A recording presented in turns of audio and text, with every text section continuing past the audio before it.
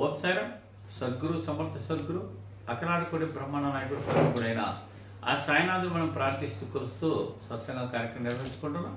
బాబా గారు సమాధి అనంతరం ప్రత్యక్షంగా అనేక మందికి అనేక అనుభవాలు ఇచ్చే సంఘటనలు చూసాం.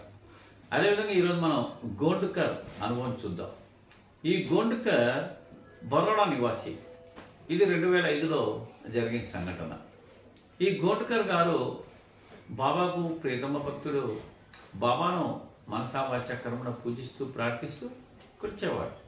వారు బరోడా నుంచి ఖాళీ నడకన షిరిడికి వెళ్ళేవారు. ఒకసారి బరోడా నుంచి వారి బృందంతో ఖాళీ నడకన షిరిడికి బయలుదేరుతారు. ఖాళీ నడకన షిరిడికి బయలుదేరి వెళ్తూ ఉండగా మధ్యలో నాసిక్ దగ్గరికి వచ్చిన తర్వాత ఆ నాసిక్లో ఆ రోజు నైట్ హాల్ట్ ఏర్పాటు చేసుకొని ఈ యొక్క గోండ్కర్, అదేవిధంగా షిరిడి సాయినాథుని యొక్క భక్త బృందము, వారి అనుచరులు, ఎవరైతే ఖాళీ నడకన బాబాను దర్శించుకోవాలనుకున్న వాళ్ళందరికీ కూడా నాసిక్లో బస చేస్తారు. మనం చాలా చోట్ల చూస్తుంటాం. బాబా గారిని ఖాళీ నడకన వెళ్ళి దర్శనం చేసుకునే భక్త బృందాలు ఎన్నో ఉన్నాయి. ఈరోజు భారతదేశంలో ఎంతోమంది ఖాళీ నడకన వెళ్ళి బాబాని దర్శనం చేసుకుంటున్నారు.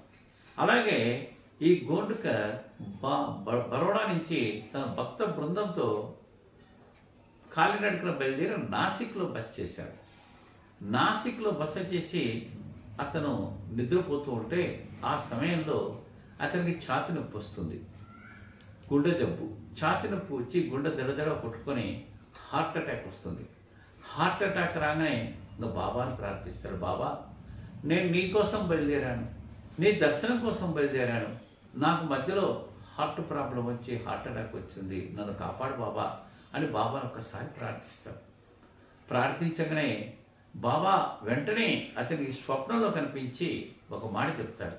ఏమనంటే, 24 గంటల్లో నువ్వు ఒక వార్త, మంచి వార్త వింటావు అని బాబా చెప్పాడు.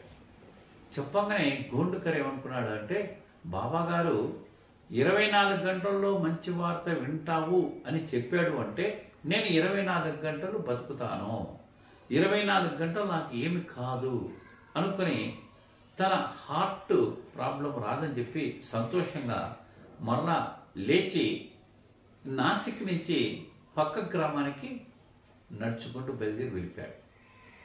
పక్క గ్రామంలో తన స్నేహితుడు ఉన్నాడు. ఆ స్నేహితుడి పేరు ఏంటి? ఇంద్ర. ఆ ఇంద్ర అని ఒక స్నేహితుడు ఉంటే ఆ స్నేహితుడి దగ్గరికి వెళ్ళి పక్క గ్రామంలో బస చేస్తాడు. అప్పుడు ఆ స్నేహితుడు ఒక మాట చెప్తాడు. ఏమని చెప్తాడు అంటే, గోండ్కర్, రాత్రి నాకు ఒక స్వప్నం వచ్చింది. రాత్రి నాకు ఒక స్వప్నం వచ్చి ఆ స్వప్నంలో బాబా గారు నాకు కనిపించారు.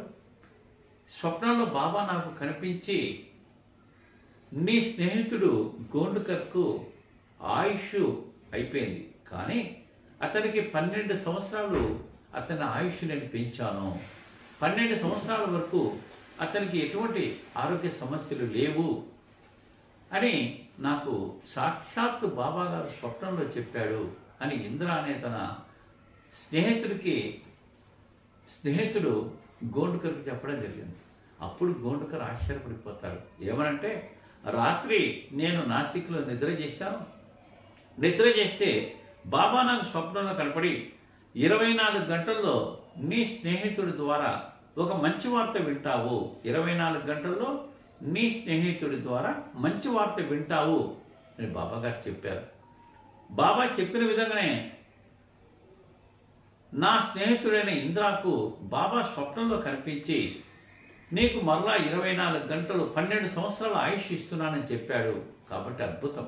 కాబట్టి బాబా గారు నేను చనిపోయే పరిస్థితులలో, నా యొక్క గుండె జబ్బు వచ్చి నా ప్రాణం పోయే పరిస్థితులలో తిరిగి నాకు 12 సంవత్సరాలు ఆయుష్ ప్రసాదించాడు అనే ఆనందంతో నడుచుకుంటూ షిరిడికి వెళ్ళి షిరిడిలో సాయినాథుని దర్శించుకొని సాయినాథునికి అనుగ్రహం పొంది మనసా వాచ సాయినాథుని భజన చేసుకొని బాబా పారాయణం చేసుకొని, బాబా తిరిగి నాకు 12 సంవత్సరాలు ఆయుష్ ఇచ్చావని చెప్పని తరువాత కృతజ్ఞతాభావంతో 12 సంవత్సరాలు మరలా బతికి ప్రతి సంవత్సరం కూడా షిరిడికి వెళ్ళి స్వామిని దర్శించుకొని ఆ 12 సంవత్సరాలు కూడా బాబా ఇచ్చిన ఆయుష్కు మళ్ళీ బాబాకు అనేక పూజలు చేసుకుని బాబా అనుగ్రహం పొంది అద్భుతమైన అనుభూతులు పొందాడు. ఇది 2005 సంవత్సరంలో గోల్డ్ కర్కు బాబా గారు ఇచ్చిన ఒక ప్రత్యక్ష అనుభవం.